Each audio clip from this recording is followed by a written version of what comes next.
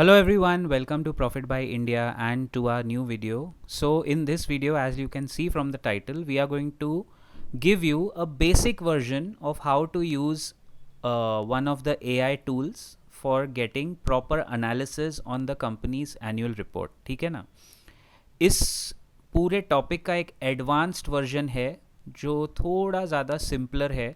वो हमने members only section में अपलोड आज ही होगा, तो आप चाहो तो एक बार वो भी देख सकते हो. बट ये बेसिक वर्जन है फॉर द न्यू कमर्स जो आप सीखना चाहते हो. इससे बेटर तो ये है कि हमारा जो ट्रेनिंग प्रोग्राम है मेंबर्स सेक्शन में, उसमें 36 क्राइटेरिया हैं and how to learn to evaluate a stock. It's a big fundamental analysis का गेम. फंडामेंटल एनालिसिस बहुत बड़ा है दोस्तों, और उसका स्कोप बहुत बढ़ गया है now because Jio politics has entered into fundamental. क्योंकि आपको देखना पड़ेगा कंपनी कितना सस्टेन करेगी जियो पॉलिटिकली. खैर एनीवे, वो सब आप देख सकते हो मेंबर्स सेक्शन में. और यहाँ इस बेसिक वर्जन में हम लोग क्या देखेंगे, जैसे for example IRFC, Indian railway finance corporation. अब मैं उसमें क्या कमांड डाला हूँ, ये AI कौन सा है ये मैं आपको नहीं बता सकता, बिकॉज ये आपको फिगर आउट करना पड़ेगा. I am sure you will figure out with the symbols. क्योंकि अगर मैं किसी भी AI का नाम इस वीडियो में लूँगा तो वो ऐसे लगेगा जैसे मैं मार्केटिंग प्रमोशन कर रहा हूँ, जो मुझे नहीं करना है. तो आप लोग खुद फिगर आउट करें. Analyse annual report of IRFC company in India. मैंने जब ये कमांड दिया, so I got financial performance and key ratios. ये बहुत अच्छा डेटा सीधा सीधा आपको मिलता है. इसमें आप देखेंगे तो IRFC का look at the third point, asset quality.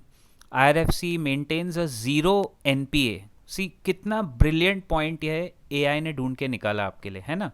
It maintains a zero NPA status which is a major strength for the company. इसी वजह से ये स्टॉक हमारे रेडार पे भी रहता है हमेशा. हम लोग मेंबर्स सेक्शन में जो स्टॉक्स कवर करते हैं उसमें ये भी है. बट आप लोग ट्रेनिंग प्रोग्राम के हिसाब से इसको लीजिए, और अगर इसमें निवेश करना है तो अपने फाइनेंशियल एडवाइज़र से बात करने के बाद ही निवेश कीजिए. देन नेट इंटरेस्ट मार्जिन का पॉइंट देखिए. One of the most significant highlights was the substantial improvement in NIMS which rose from 90% in FY23 to 112% in FY24. Now, net interest margin इतना बड़ा है इस कंपनी का. This indicates that IRFC is becoming more efficient at managing its interest income and expenses. तो ये बहुत critical points आपको basic search में मिल जाते हैं, है ना. देन ये भी मुझे मिला उसी में, स्ट्रेटेजिक इनिशिएटिव्स, फ्यूचर आउटलुक, जिसमें उन्होंने लिखा है कि रीफाइनेंसिंग, जो थर्ड पॉइंट है, रीफाइनेंसिंग में कंपनी न्यू बिजनेस अपॉर्चुनिटीज़ खोज रही है रेलवे लिंक्ड प्रोजेक्ट्स के साथ. तो जितने लोग इस बिज़नेस को समझते हैं, जानते हैं, आप समझ जाओगे क्या कर रही है कंपनी. वो डिटेल में आपको मेंबर्स सेक्शन में मैंने उठा के डाला है, वो आप देख सकते हो.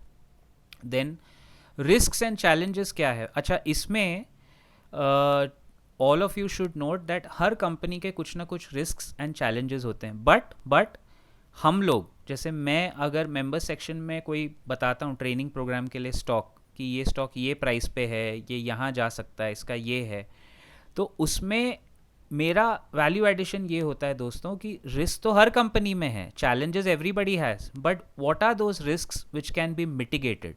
यानी ऐसे कौन से रिस्क है जो कंपनी अपने बैलेंस शीट में अपने कैश जितना है वो मिटिगेट कर सकती है. फॉर एग्जांपल, जोमेटो के पास इतना कैश है उनके बुक्स में कि वो कोई भी रिस्क आए वो मीट कर सकते हैं.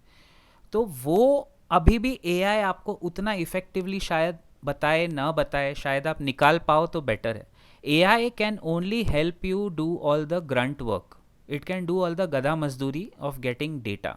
उसको इंटरप्रेट कैसे करना है, एनालाइज कैसे करना है, वो आपके एक्सपीरियंस पे या आपके फाइनेंशियल एडवाइज़र पे ही डिपेंड करता है दोस्तों. That is the key about AI. Use AI, use it for getting all the information and specified classified information.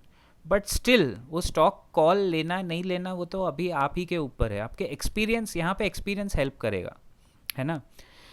सो इसमें देखो, significant portion of IRFC's business is dependent on railways. ये notably ये कोई risk नहीं है, लेकिन उसने मेंशन किया है. हाई डेट एक इंपॉर्टेंट रिस्क है. While its debt to equity ratio is characteristic of its business model, it can still pose a risk if company's cash flow were to be negatively impacted. तो अभी देखो, इसमें ifs and buts वाली बात है. अब मुझे पता है कि कंपनी का कैश फ्लो, जिसका नेट इंटरेस्ट मार्जिन 100% के ऊपर है, उसको ये वाला पॉइंट इफेक्ट नहीं करेगा, but then you have to connect the dots कि रिस्क ऑफिशियली कितना मैनेजेबल है, या ऐसे रिस्क नहीं होने चाहिए कि प्रमोटर बेच रहा है, प्रमोटर की होल्डिंग कम हो रही है, शेयर प्लेज हो रहे हैं और एफ आई स्टॉक बेच रहे हैं. Those are risk which is beyond our control and they can not be mitigated. समझ रहे हैं आप लोग? तो वो सब निकालना अभी भी हमारे अपने खुद के एक्सपीरियंस पे है. देन मैंने सेकंड प्रॉम्प्ट डाला, summary of IRFC profit and loss statement 2024. उसमें भी देखो काफ़ी डेटा आपके सामने आ गया सीधा सीधा.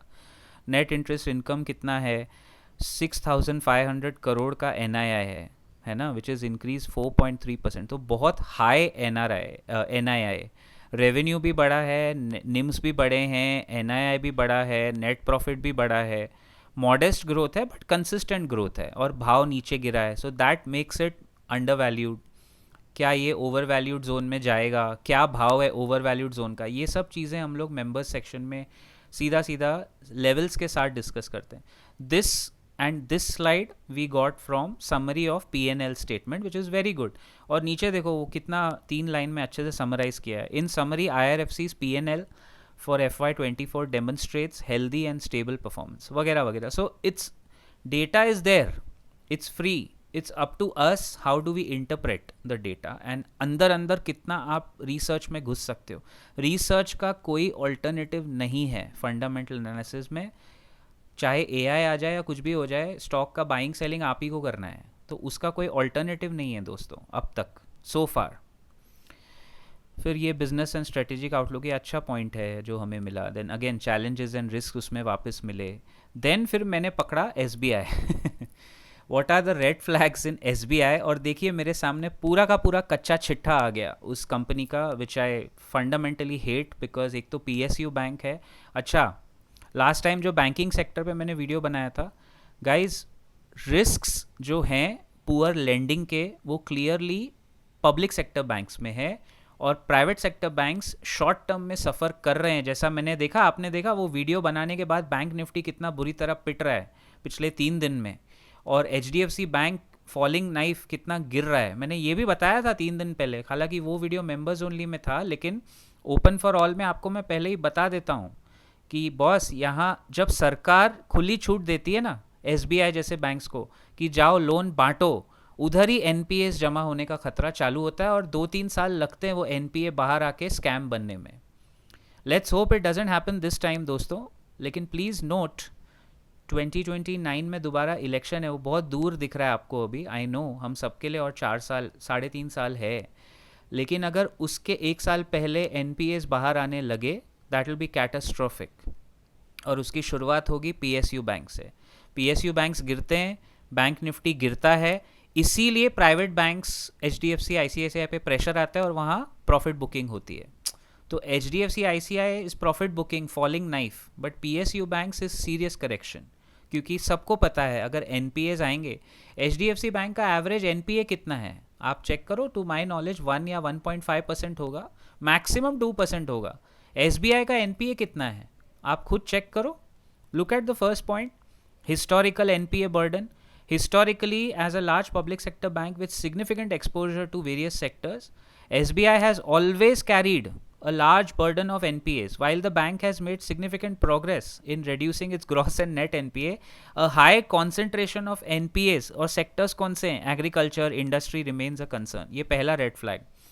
फिर government driven lending, look at the red flag. जिन्होंने कमेंट किया था ये बोलते हुए कि बैंकिंग सेक्टर बड़ा स्टेबल है दोस्त, NBFCs स्टेबल है क्योंकि वो RBI के नॉर्म्स इतने स्ट्रिक्ट नहीं है उनके ऊपर, और RBI ने खुली छूट दे रखी है.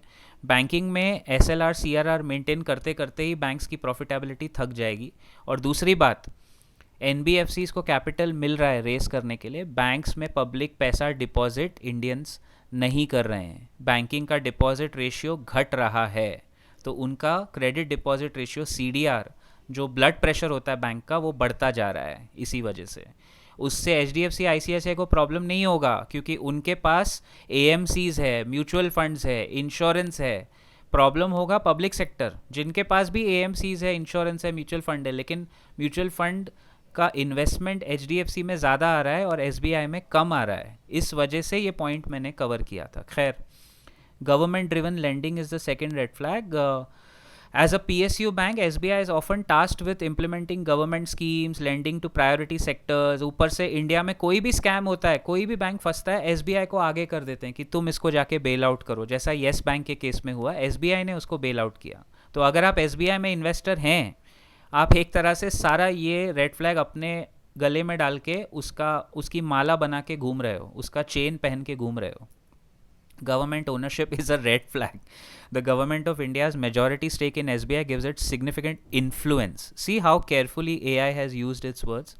This can lead to potential conflicts with corporate governance best practices as the government may nominate directors and influence strategic decisions. खोल दिया ना पूरा कच्चा चिट्टा, पूरा का पूरा रिस्क आ गया सामने. ये एक पॉइंट काफ़ी होना चाहिए आपको जानने के लिए कि क्यों PSU banks always are more riskier. And in fact, the entire banking sector is riskier than overall other sectors like NBFCs, housing finance, जो इससे जुड़े हुए बट दूसरे सेक्टर्स हैं जो सनराइज सेक्टर्स हैं.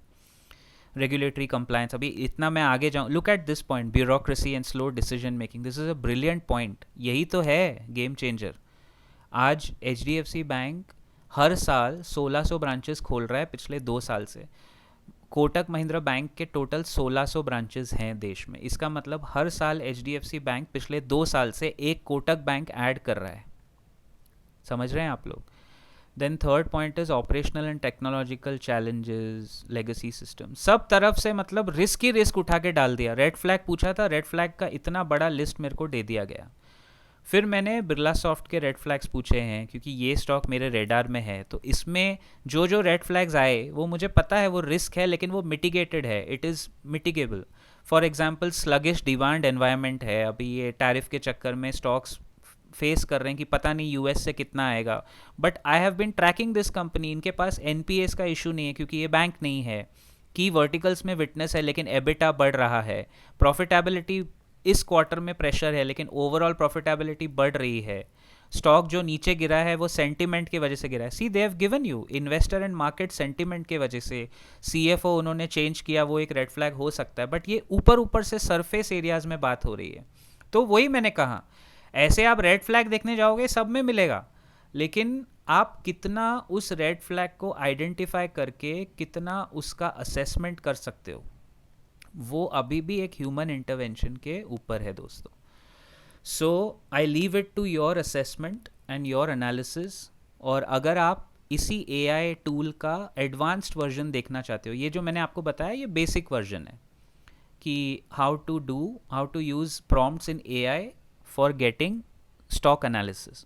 इसका एडवांस वर्जन आज ही मेंबर्स ओनली सेक्शन में अपलोड हुआ है. आप वो देखो, आपको ज़्यादा बेटर क्लैरिटी मिलेगी और शायद उसमें काफ़ी कम मेहनत करनी पड़ेगी because those are advance prompts. I will see you in the next video very soon. Till then keep profiting.